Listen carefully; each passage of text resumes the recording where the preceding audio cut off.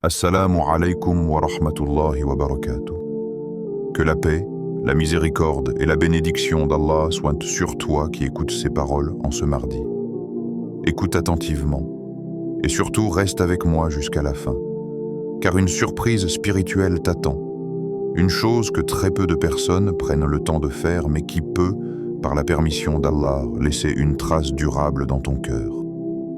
Ce mardi n'est pas un mardi ordinaire, même s'il ressemble extérieurement à tous les autres, même si le soleil s'est levé comme d'habitude et que le monde a repris son agitation.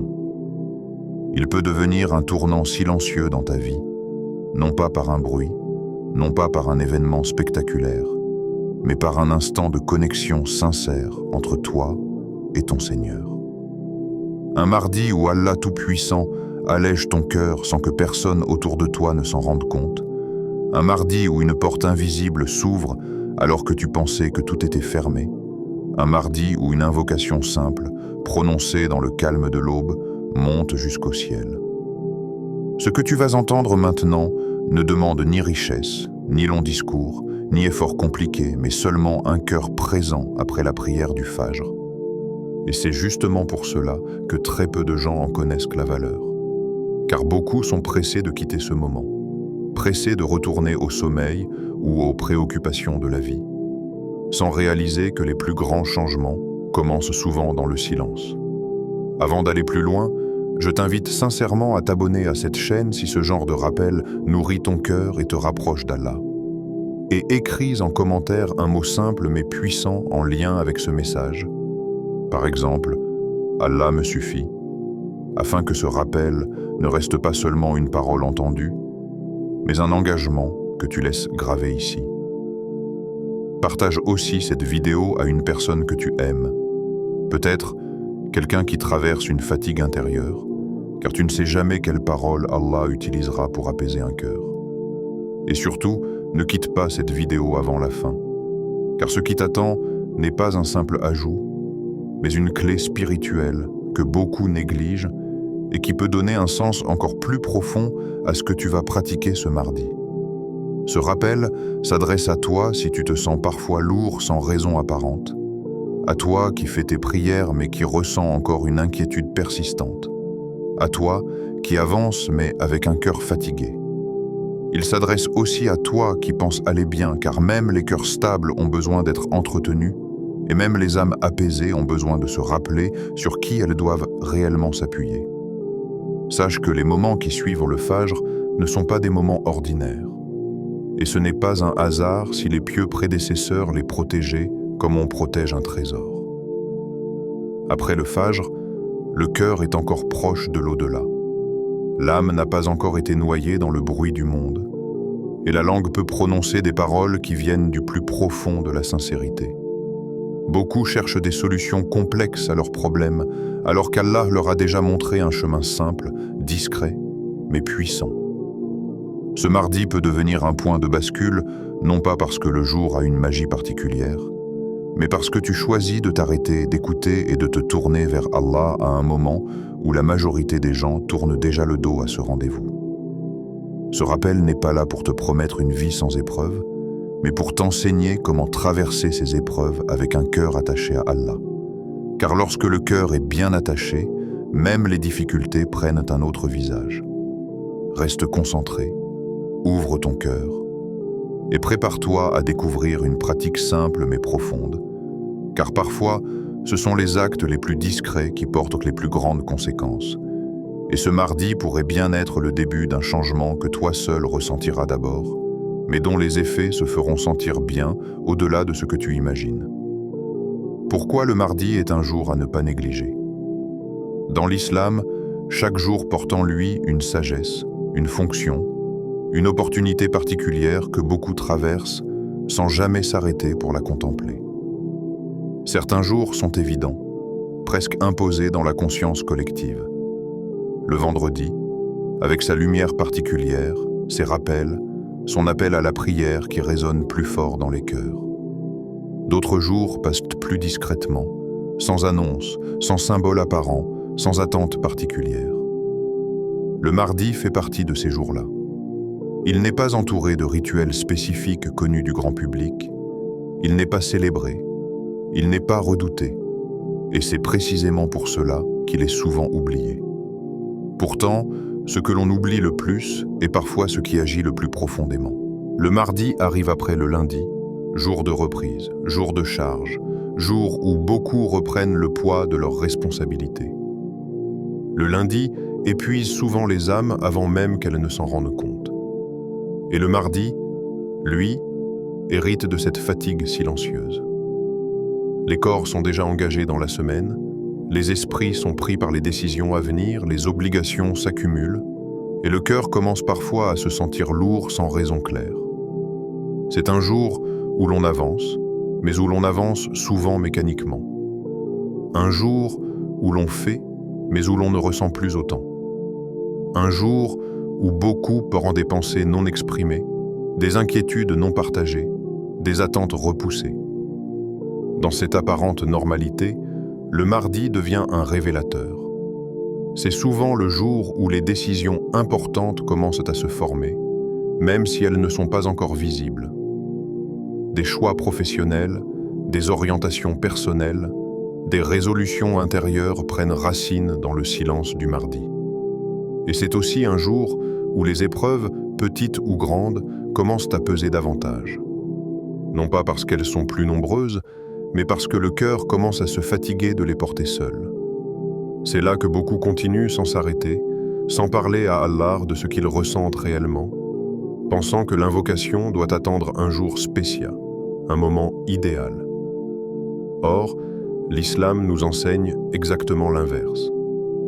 Allah n'aime pas seulement être invoqué dans les moments exceptionnels, il aime être invoqué dans les jours ordinaires, dans les instants où personne ne regarde, dans les moments où le serviteur ne cherche ni miracle visible ni signe spectaculaire, mais simplement un allègement du cœur. Le mardi devient alors un terrain fertile pour la sincérité. Parce qu'il n'est pas chargé d'attente, parce qu'il n'est pas enveloppé d'une atmosphère particulière, ce jour révèle la vérité de la relation entre le serviteur et son Seigneur. Invoques-tu Allah seulement quand tout le monde invoque, ou aussi quand tu es seul, fatigué, presque indifférent en apparence? Beaucoup de cœurs deviennent lourds le mardi, mais peu prennent le temps de s'arrêter pour comprendre pourquoi. Cette lourdeur n'est pas toujours liée à un péché précis ou à une épreuve identifiable. Parfois, c'est simplement le cœur qui réclame d'être entendu par celui qui l'a créé. Et quand ce cœur se tourne vers Allah dans un jour ordinaire, sans artifice, sans mise en scène, l'invocation qui en sort est souvent plus pure, plus vraie, plus profonde. Allah aime cette sincérité discrète. Allah aime le serviteur qui l'invoque non pas parce qu'il a tout perdu, mais parce qu'il refuse de continuer sans lui. Le mardi nous apprend aussi une leçon essentielle. La valeur d'un jour ne réside pas dans son nom, mais dans ce que le cœur y dépose.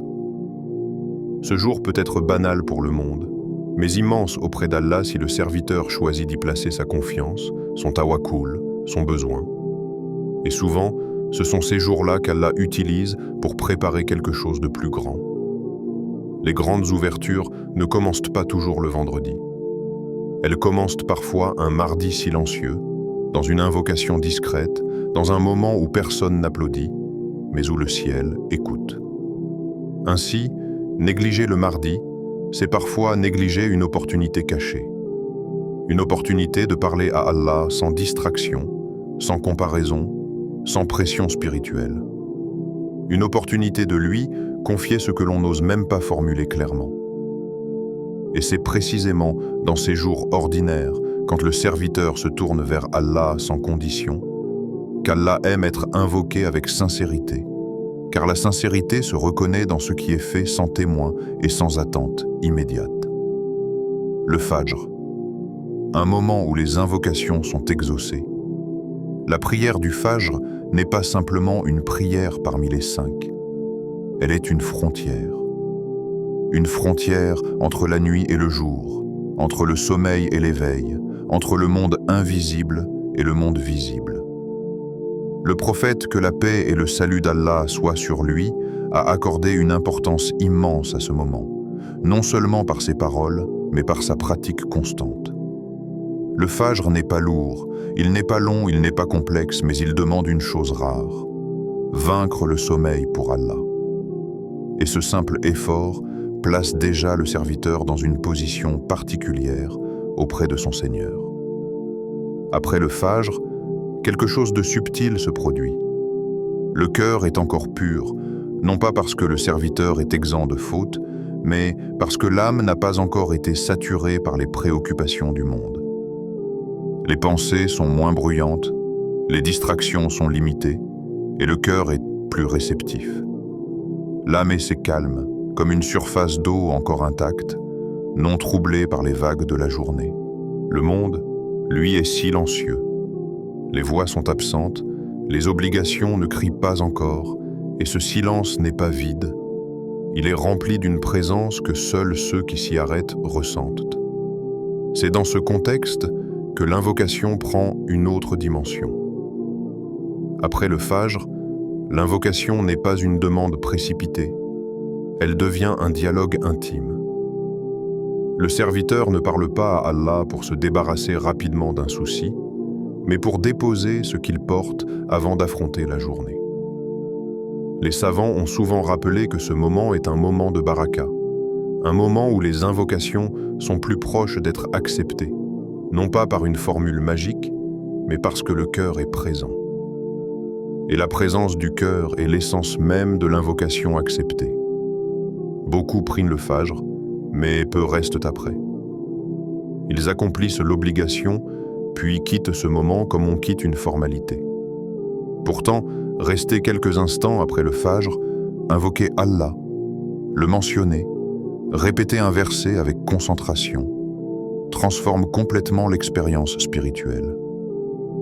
Les portes du ciel sont grandes ouvertes pour celui qui invoque Allah avec sincérité, non pas parce que le ciel était fermé avant, mais parce que le serviteur, lui, était fermé.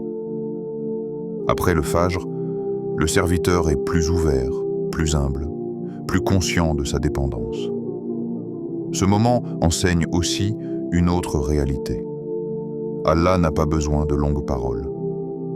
Une invocation courte, prononcée avec un cœur vivant, peut avoir plus de poids qu'un long discours récité sans attention. Après le fajr, chaque mot prononcé résonne différemment dans l'âme. Le serviteur sent qu'il parle à celui qui l'entend réellement, et cette certitude change tout. Elle transforme l'invocation en refuge, et non en simple demande. Le fajr est aussi un moment de protection. Celui qui commence sa journée en se tournant vers Allah confie implicitement tout ce qui va suivre. Les difficultés, les décisions, les rencontres, les épreuves sont placées sous la garde d'Allah avant même qu'elles n'arrivent. Et même si la journée apporte son lot de fatigue, quelque chose reste ancré au fond du cœur. Cette tranquillité naît du premier rendez-vous avec Allah. C'est pour cela que ceux qui préservent ce moment ressentent souvent une différence qu'ils ont du mal à expliquer. Ce n'est pas toujours une facilité extérieure, mais une solidité intérieure. Après le fajr, le monde ne s'est pas encore imposé. Et c'est précisément pour cela que l'invocation est si précieuse. Elle n'est pas une réaction, elle est une préparation. Elle ne vient pas réparer un cœur déjà brisé par la journée, elle vient le renforcer avant l'impact. Et celui qui comprend cela ne néglige plus jamais ce moment. Il sait que dans ce silence, dans cette lumière douce de l'aube, se joue quelque chose de profond. Quelque chose qui ne se voit pas immédiatement, mais qui accompagne le serviteur tout au long de la journée, comme une présence discrète mais constante. Le verset à répéter ce mardi. Après la prière du fajr, lorsque le corps est encore calme et que l'âme n'a pas été envahie par le bruit du monde, il est recommandé de répéter ce verset immense par son sens, léger par sa prononciation, mais lourd par ce qu'il contient. Hasbi Allahu la ilaha illa huwa, alayhi tawakkaltu, wa huwa rabbul arshil azim. Ce verset, qui clôt la sourate At-Tawbah, n'a pas été révélé dans un contexte de facilité ou de confort. Il vient après des versets qui parlent d'épreuves, de trahison, de charges lourdes pour la communauté, comme pour rappeler aux croyants une vérité centrale. Quand tout semble peser, quand les causes humaines se fragilisent, il reste une certitude qui ne vacille jamais. Allah suffit. Dire « Hasbi Allahu », ce n'est pas une formule automatique, c'est une déclaration intérieure. Cela signifie que le serviteur affirme consciemment qu'Allah lui suffit dans ce qu'il craint, dans ce qu'il espère, dans ce qu'il ne comprend pas encore. C'est reconnaître que même si les solutions tardent, même si les réponses semblent absentes, Allah n'a jamais cessé de gérer les affaires de son serviteur. Cette phrase seule contient une libération immense, car elle déplace le poids du cœur. Ce n'est plus le serviteur qui porte seul ses angoisses, mais Allah à qui elles sont confiées. Le verset continue par « La ilaha illa huwa », rappel fondamental du tawhid. Il n'y a aucune force, aucun appui réel, aucune autorité absolue en dehors d'Allah. En répétant cela après le Fajr, le croyant détoie son cœur des attachements excessifs. Il se rappelle que ni les personnes, ni les moyens, ni les circonstances ne sont des finalités. Tout est entre les mains d'Allah. Ce rappel est particulièrement puissant au début de la journée, car c'est souvent au fil des heures que le cœur recommence à s'accrocher aux causes visibles, oubliant celui qui les a créées. Puis vient « Alayhi tawakkaltu » et c'est ici que le verset devient une prise de position spirituelle. Le tawakkul n'est pas une passivité, mais un abandon confiant après l'effort. Dire « en lui je place ma confiance », c'est reconnaître que l'on fait ce que l'on peut, mais que l'issue appartient à Allah. Après le Fajr, cette phrase agit comme un ancrage. Elle accompagne le croyant dans chaque décision, chaque parole, chaque interaction de la journée. Elle lui rappelle que même s'il agit, ce n'est pas lui qui contrôle le résultat. Enfin, le verset se conclut par « Wa huwa rabbul arshil azim » et cette fin n'est pas anodine. L'arche représente la plus grande des créations, le trône immense d'Allah au-dessus de toute chose. Rappeler qu'Allah est le Seigneur du trône immense, c'est replacer ses propres problèmes à leur juste taille. Ce qui semble énorme pour le cœur humain est infime face à la grandeur d'Allah. Cette prise de conscience apaise, non pas parce que les problèmes disparaissent immédiatement, mais parce que le cœur comprend qu'il s'adresse à celui pour qui rien n'est impossible.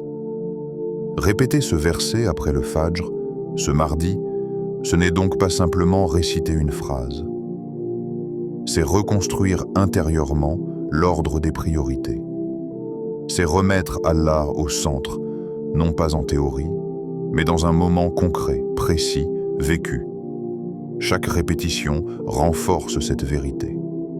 Chaque répétition enlève une couche de peur, une couche d'illusion de contrôle, une couche de dépendance excessive aux causes visibles. Et plus ce verset est répété avec compréhension, plus il descend du langage à l'état du cœur, jusqu'à devenir une posture intérieure qui accompagne le croyant tout au long de sa journée. Pourquoi le répéter 11 fois? Le nombre n'est pas magique, et il est important de le comprendre dès le départ. L'islam n'est pas fondé sur des formules scellées secrètes ou des chiffres mystérieux détachés du sens. Pourtant, la répétition a une sagesse profonde, surtout quand il s'agit du cœur humain. Le cœur ne se transforme pas en une seule parole. Il a besoin d'insistance, de retour, de martèlement doux mais constant. Répéter ce verset 11 fois, c'est donner au cœur le temps d'atterrir, le temps de comprendre, le temps de lâcher prise progressivement. La première répétition est souvent mécanique. Tu dis les mots, mais ton esprit est encore ailleurs. La deuxième commence à attirer ton attention. La troisième te fait sentir que ces paroles te concernent réellement. À mesure que tu avances dans les répétitions, quelque chose change. Les pensées parasites ralentissent. Les inquiétudes, qui étaient oppressantes quelques instants plus tôt, perdent un peu de leur emprise. Tu n'es pas encore totalement apaisé, mais tu n'es plus au même endroit intérieurement. C'est cela, la sagesse de la répétition. Elle accompagne le cœur là où il se trouve, sans le brusquer. À chaque répétition, tu abandonnes un souci à Allah. Pas tous en même temps, pas d'un seul coup, mais un par un. Une inquiétude pour l'avenir, une peur liée à une situation précise, une fatigue accumulée. Tu n'as même pas besoin de les nommer tous. Allah les connaît déjà. Le simple fait de répéter « Allah me suffit » est une façon de dire « Je n'ai plus la force de tout porter seul ». Et ce lâcher-prise ne se fait pas instantanément. Il se construit, répétition après répétition, comme une confiance qui se réinstalle doucement. Répéter ce verset 11 fois, c'est aussi un exercice contre l'illusion du contrôle. Le cœur humain aime maîtriser, prévoir, anticiper. Et quand il n'y arrive pas, il s'angoisse. Chaque répétition devient alors un acte de désengagement volontaire. Tu dis à ton cœur, tu n'es pas aux commandes. Tu fais ton possible, mais ce n'est pas toi qui décides de tout. Et paradoxalement, c'est dans ce renoncement que le cœur trouve du repos. Car porter ce qui ne t'appartient pas est ce qui l'épuise le plus. Il y a aussi une dimension d'affirmation dans la répétition. Dire une fois « Allah me suffit » est une intention. Le dire 11 fois devient une conviction. Plus tu répètes, plus cette phrase cesse d'être un souhait pour devenir une réalité intérieure. Elle commence à s'imposer face aux pensées négatives, face aux scénarios anxieux, face aux doutes persistants. Elle ne supprime pas nécessairement les difficultés, mais elle change ta manière de les porter. Et cette transformation est souvent plus importante que la disparition immédiate des problèmes. Quand Allah suffit, plus rien ne manque, non pas parce que tout est donné, mais parce que le cœur est rassasié autrement. Il ne cherche plus désespérément des garanties humaines. Il ne s'effondre plus au premier retard. Il apprend à attendre avec confiance. Et cette confiance ne naît pas d'un effort intellectuel, mais d'un entraînement spirituel. La répétition est cet entraînement. Elle habitue le cœur à revenir vers Allah encore et encore, jusqu'à ce que ce retour devienne naturel. Répéter ce verset 11 fois après le Fajr, ce mardi, c'est aussi poser une intention pour toute la journée. Chaque répétition est comme une balise plantée sur le chemin des heures à venir. Lorsque plus tard une difficulté surgira, lorsque la fatigue reviendra, lorsque l'inquiétude tentera de reprendre sa place, le cœur se souviendra inconsciemment de ce moment. Il se rappellera qu'au début de la journée, il a déclaré qu'Allah suffisait. Et ce rappel intérieur agira comme un frein, comme une protection discrète, comme un retour vers l'essentiel. Ce n'est donc pas le nombre en lui-même qui transforme, mais ce qu'il permet au cœur de vivre. 11 répétitions, ce n'est ni trop peu pour rester superficiel, ni trop pour devenir lourd. C'est un espace où le cœur peut déposer, affirmer, confier et recommencer. Et dans cet espace, Allah agit d'une manière qui ne se voit pas toujours immédiatement, mais qui s'installe durablement comme une paix qui prend racine lentement, sans bruit, mais avec profondeur. Ce que ce verset soigne dans ton cœur.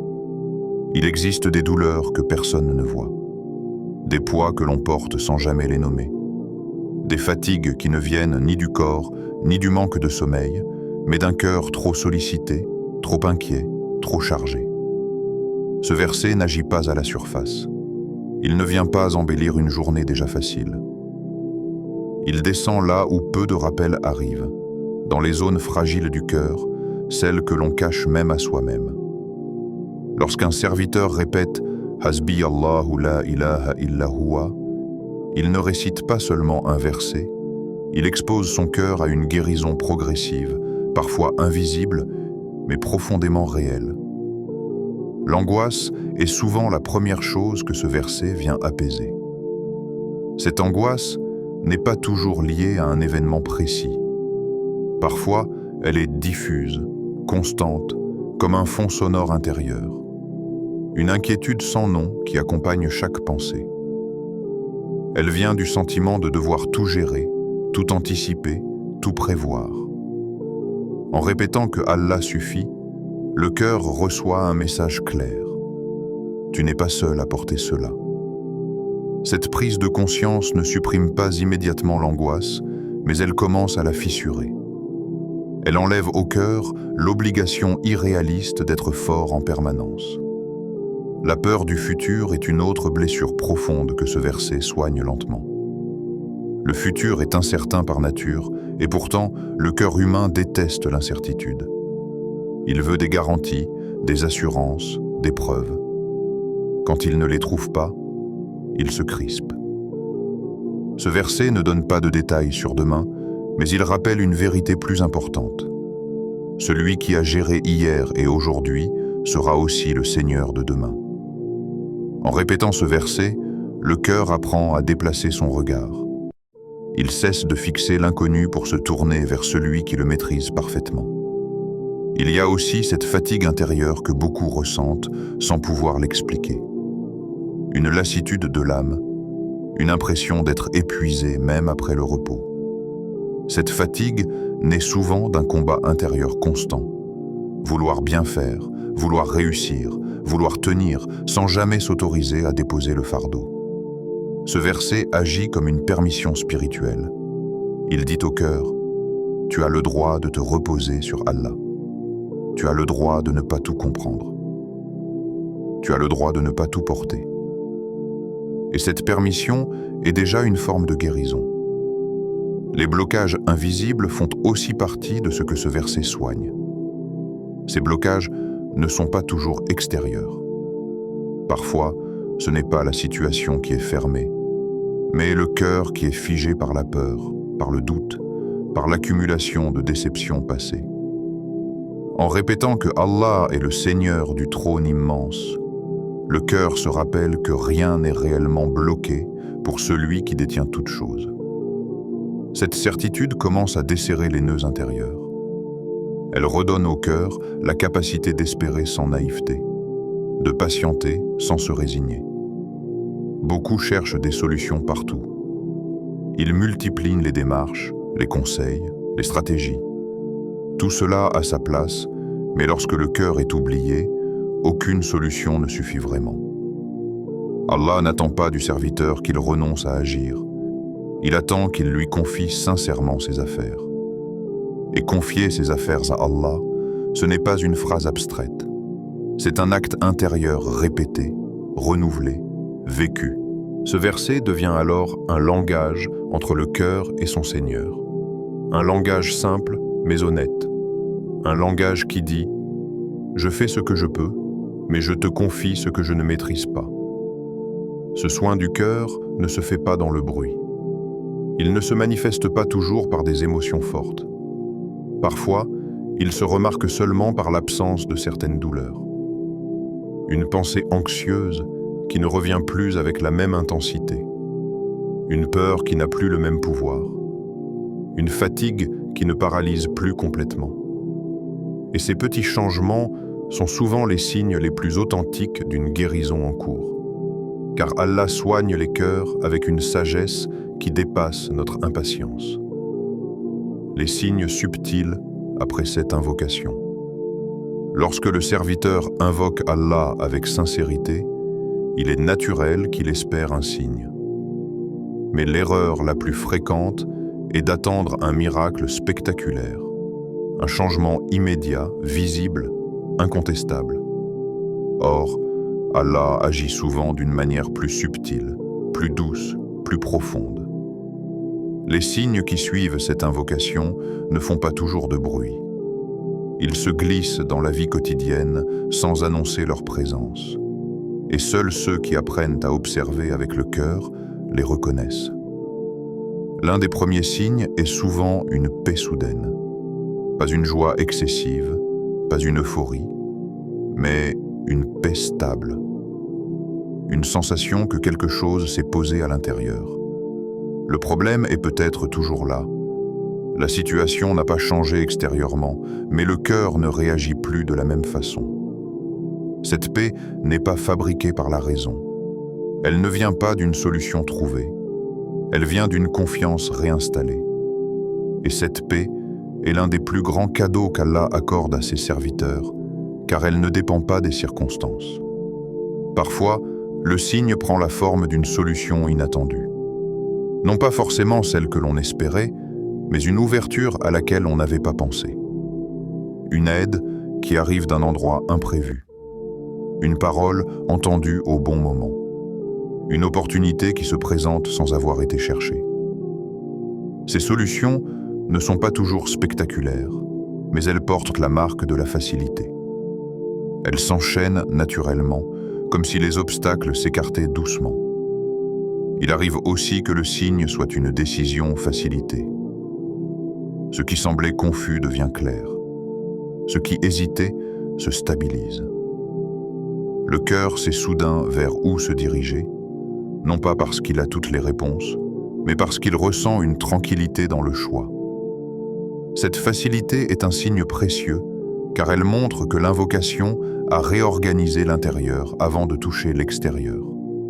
Allah guide souvent le cœur avant de guider les événements. Une inquiétude qui disparaît est également un signe puissant, bien qu'il soit souvent sous-estimé. Une peur qui n'a plus la même emprise. Une pensée obsédante qui perd de sa force. Le cœur remarque qu'il respire différemment face à une situation qui le paralysait auparavant. Ce changement peut sembler petit, mais il est immense. Car un cœur libéré de l'angoisse est capable de traverser bien plus que ce qu'il imaginait. Le plus grand signe, cependant, reste celui-ci. Lorsque ton cœur se repose enfin sur Allah. Pas seulement pendant l'invocation, mais après. Lorsque cette confiance ne disparaît pas immédiatement. Lorsque le cœur cesse de lutter contre ce qu'il ne contrôle pas. Ce repos n'est pas une passivité. C'est une stabilité intérieure. Une capacité à avancer sans être constamment en tension. Et ce signe-là est souvent invisible aux yeux des autres, mais il transforme profondément la manière de vivre. Ces signes ne suivent pas toujours un calendrier précis. Ils peuvent apparaître rapidement ou se manifester progressivement. Parfois, le serviteur ne les reconnaît qu'après coup, en réalisant que quelque chose a changé sans qu'il sache exactement quand. C'est pour cela qu'il est important de ne pas limiter l'acceptation de l'invocation à une forme précise. Allah répond de la manière qui est la meilleure pour le cœur, même si cette réponse ne correspond pas aux attentes initiales. Observer ces signes demande une chose rare, la patience attentive. Une patience qui ne guette pas fébrilement mais qui reste ouverte. Une patience qui continue d'invoquer sans condition. Et celui qui cultive cette patience découvre que les réponses d'Allah ne sont jamais absentes. Elles sont simplement plus profondes que ce que l'œil perçoit et plus durables que ce que l'émotion immédiate pourrait offrir. L'état du cœur compte plus que la voix. Ce verset que tu répètes n'attend pas une voix parfaite. Il n'attend pas une récitation mélodieuse, ni une prononciation irréprochable. Il n'attend pas que tu sois fort, stable ou serein. Il attend ton cœur. Rien de plus, rien de moins. Trop souvent, on confond la répétition avec la présence, la quantité avec la sincérité, la forme avec la vérité intérieure. Or, ce qui donne vie à ce verset n'est pas la voix qui le prononce, mais l'état du cœur qui l'envoie vers Allah. Ne le répète pas machinalement, comme on récite une formule apprise. Ne le laisse pas glisser sur ta langue pendant que ton esprit est ailleurs. Dis-le comme quelqu'un qui est fatigué. Fatigué de porter seul. Fatigué de réfléchir sans cesse. Fatigué de lutter intérieurement contre des peurs que personne ne voit. Cette fatigue n'est pas une faiblesse aux yeux d'Allah. Elle est une porte vers la sincérité. Car le cœur fatigué, lorsqu'il s'adresse à Allah, ne joue pas un rôle. Il dit la vérité. Dis-le aussi comme quelqu'un qui espère. Pas une espérance naïve, pas une attente impatiente, mais une espérance enracinée dans la certitude qu'Allah ne déçoit jamais celui qui se tourne vers lui. Espérer, ce n'est pas exiger. Espérer, c'est reconnaître que même si tu ne vois pas encore la réponse, tu fais confiance à la sagesse de celui qui détient la réponse. Quand tu répètes ce verset avec espoir, ton cœur s'ouvre. Il cesse de se protéger excessivement. Il accepte d'attendre sans se fermer. Dis-le enfin comme quelqu'un qui fait confiance. La confiance n'est pas toujours un sentiment fort et évident. Parfois, elle ressemble simplement à un choix répété. Le choix de continuer à s'en remettre à Allah même quand le doute revient. Même quand la situation n'a pas changé. Même quand la fatigue persiste. Répéter ce verset avec confiance, c'est dire à Allah: je ne comprends pas tout, mais je te fais confiance quand même. Et cette phrase intérieure est lourde de sens auprès d'Allah. Allah n'écoute pas seulement les mots. Il regarde le cœur qui les prononce. Il regarde l'intention cachée derrière chaque syllabe. Il regarde si le serviteur cherche réellement un refuge ou s'il récite sans engagement intérieur. Et cette attention divine au cœur devrait apaiser plutôt qu'inquiéter. Car elle signifie que même si tes mots sont simples, même si ta récitation est imparfaite, ton invocation est précieuse tant que ton cœur est vrai. Allah n'attend pas la perfection, il attend la vérité.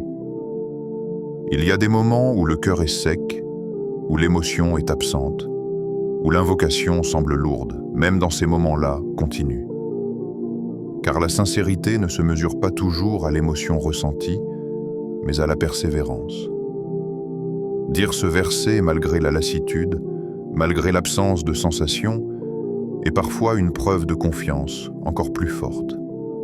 Cela signifie que tu invoques Allah non pas pour ce que tu ressens, mais pour ce que tu crois. Ce mardi, lorsque tu répéteras ce verset, ne te demande pas si tu le dis assez bien. Demande-toi seulement si tu le dis vrai. Si ton cœur est présent, même un peu. Si ton intention est sincère, même fragile. C'est cet état intérieur qui donne au verset sa puissance réelle. Et plus tu cultives cette sincérité, plus ce verset cessera d'être une simple parole pour devenir une posture du cœur, une manière de vivre, une façon de traverser les jours. Ô Allah, toi qui suffis à tes serviteurs quand tout le reste échoue, toi qui connais nos cœurs mieux que nous-mêmes, soulage nos cœurs chargés par des soucis que nous n'arrivons même pas à exprimer. Ô Allah, enlève de nos poitrines ce poids invisible qui nous fatigue, apaise nos pensées agitées et éclaire nos décisions quand nous hésitons. Ô Allah, résous nos difficultés visibles et invisibles, celles que nous affrontons chaque jour et celles que nous cachons derrière nos silences. Accorde-nous une confiance totale en toi, une confiance qui ne vacille pas quand les réponses tardent, une confiance qui reste même quand les circonstances ne changent pas immédiatement.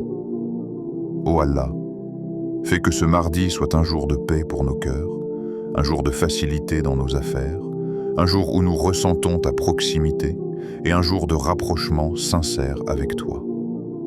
Ô Allah, ne nous laisse pas repartir de ce moment sans avoir déposé quelque chose entre tes mains, Mine. Ne sous-estime jamais un mardi commencé avec Allah. Ne sous-estime jamais une invocation faite après le Fajr, dans le calme, dans le silence, avec un cœur sincère. Ne sous-estime jamais la puissance d'un verset répété avec vérité. Parfois, ce ne sont pas les grandes actions visibles qui transforment une vie, mais une parole simple, répétée avec confiance, dans un moment que personne ne remarque. Parfois, un simple verset change une semaine entière, voire une vie. Si ce rappel a touché ton cœur, même légèrement, écris « Allah me suffit » en commentaire, comme un engagement entre toi et Allah. Partage cette vidéo à quelqu'un qui traverse une épreuve. Peut-être que ce verset sera pour lui un refuge au moment où il en a le plus besoin. Abonne-toi à Voix de la Sunna et active la cloche pour ne pas manquer ces rappels qui nous ramènent à l'essentiel. Ensemble, suivons la Sunna pour atteindre la satisfaction d'Allah.